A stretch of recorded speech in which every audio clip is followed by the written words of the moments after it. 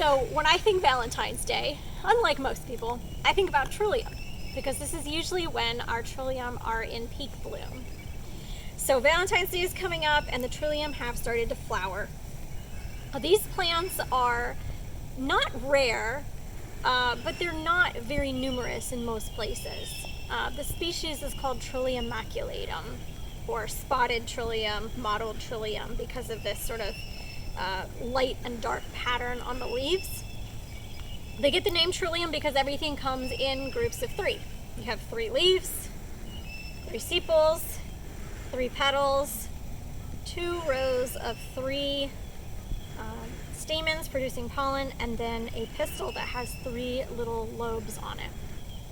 This plant is unique from some of our plants because it's actually pollinated by beetles rather than flying insects.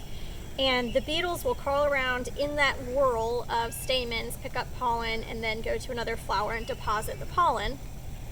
And the seeds are actually dispersed by ants, which is pretty cool. The seeds have this little packet, sort of high nutrition, fatty little thing called an elaiosome. They carry the seed off, they eat the elaiosome, and essentially what they're doing is when they discard the seed, they're planting it for the new generation. So Trillium is one of our early spring ephemeral wildflowers. And what that means is it's a plant that's taking advantage of the fact that these deciduous trees haven't leafed out yet, and so they're using as much sun as they can get right now to finish their life cycle early before the trees get their leaves.